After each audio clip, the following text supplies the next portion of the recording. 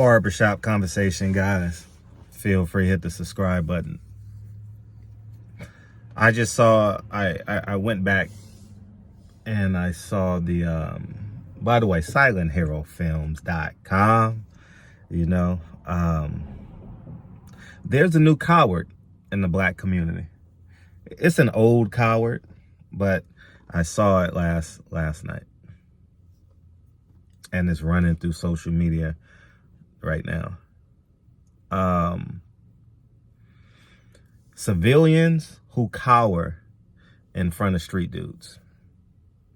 I saw Gillie and Wallo. Now I'm just talking about this particular incident. I have no qualms with them at all. Don't dislike them. I actually like them, you know, for their relationship and et cetera, et cetera, et cetera. But I saw that clip at the end of it. I saw the end of it, the last 5 minutes or whatever. And I was listening to how they just copping a plea, treating this man like, treating Jay Prince like he's Jesus Christ.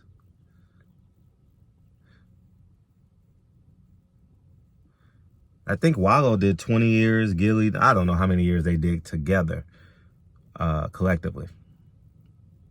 But the goal is to stay out of jail and keep these men on the streets and be positive influences in their community.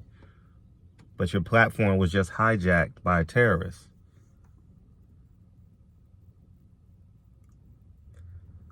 I didn't watch the full interview, but I saw the threat. And I saw a big hat that said mob ties, and I saw a whole bunch of jewelry. And I'm not talking about being a man in terms of who got more guns, who's the baddest, who got more street cred, and that's not what I'm talking about. I don't want to get into a spat with gangbangers and street dudes and about who got more street cred. Don't care. Don't care for that at all. But the men that civilians look up to because of fear is astonishing. Y'all handling Jay Prince like with white gloves on, man.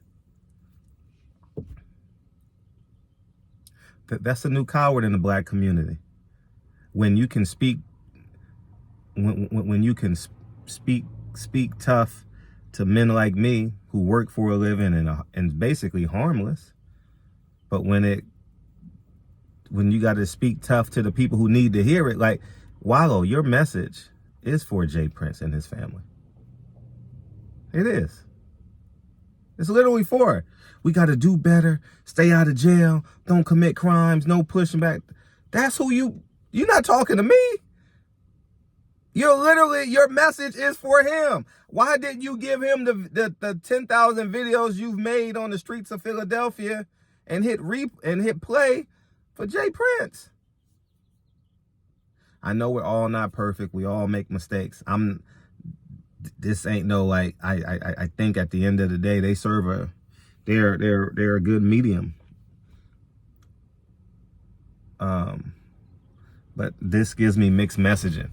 This tells me people will show you who they really are when faced with, when their integrity versus hip hop culture.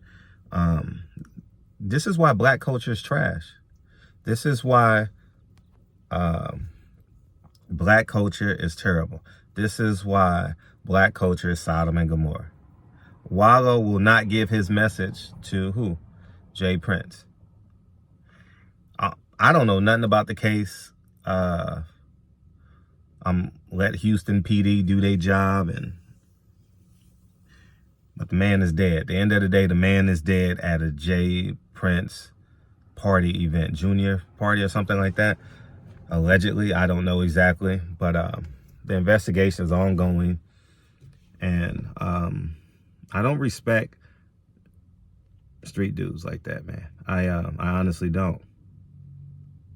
And you're talking to a man, not on a daily basis, maybe on a quarterly basis. I wouldn't even say confront, because I know that I can't confront a gang member.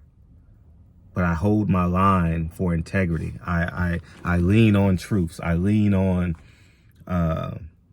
This is our community. And that's how I talk to them as young men, older men. You know, you guys have heard me with the stories about graffiti on my properties. I don't have a graffiti problem on my property. My neighbors do. I don't. Why don't I? Not because I got the biggest gun. I'm always the shortest person in the conversation.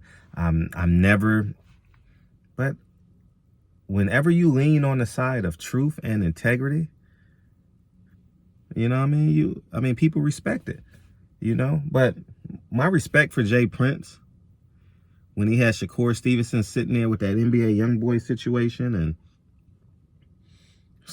casting out like mob threats, and I don't like that, man. I didn't, as I told you guys, I didn't grow up with Jay Prince or South music. I just heard a Big Mike when I got to college, you know? If they didn't go mainstream, I didn't know who they were. I was a Biggie and Tupac guy of New York and Cali. I didn't need to go to Atlanta or Texas to hear music, you know what I mean? So when I was a kid, we had Dr. Dre, we had Puffy, it was no need, you know? So I didn't grow up with Jay Prince. I didn't grow up with his story. I'm just getting acclimated to his story in the last, since boxing, you know? And I think that it's time for us to stand up, not as the culture's trash, not as culture, as a community. And how you stand up is not confronting them, but you confront your demons within and build family. Get married. You know, if you believe God is the way, God is the way. If you're agnostic and you believe on truth, same thing. Truth and God is the same thing. You know, that means, anyways, we'll say that for another video. But I'm sitting here and I'm like, Wallo and Gillie were afraid to holler at Jay Prince.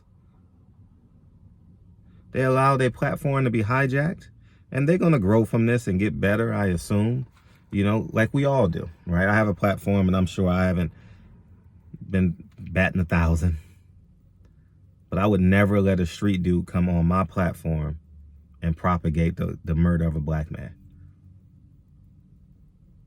Would never. Or insinuate, allegedly, right? Y'all have a great day, man. I'm going to talk more about this on the boxing side as it pertains to Shakur. It's time for Shakur to move without Jay Prince. I don't like the mob ties. I don't like that gangster persona on a fighter. Don't like it. Don't respect it.